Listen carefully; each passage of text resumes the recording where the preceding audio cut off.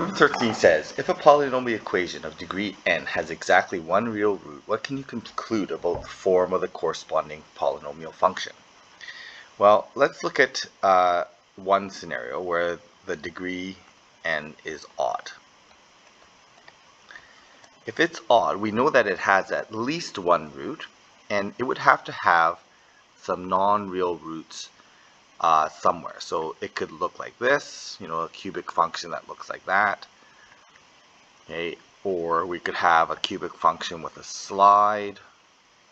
Okay, we could have an nth degree polynomial with a slide as well.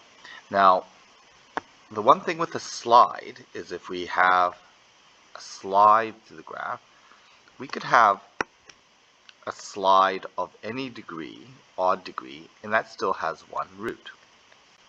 And those slides happen where the multiplicity is, 3 or 5 or etc. So this is when we have roots, multiple roots at the same point. So for example, we have x minus a cubed that would give us a slide, and that would ensure that we have one root.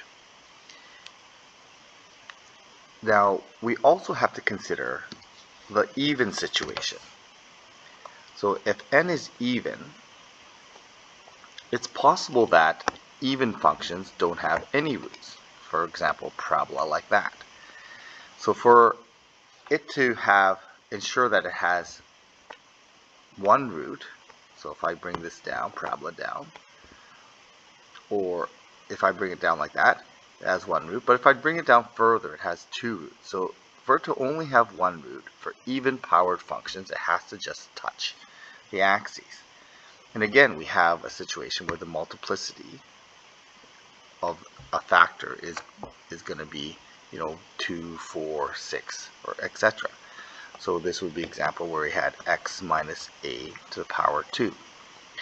So to ensure that we have exactly one real root for odd and even, we have to have a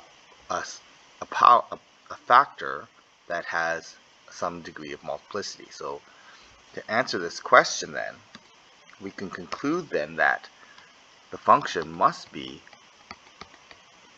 have some factor like this with n multiplicity that would ensure, whether even or odd, that it's going to have one solution through that point. It could look like that.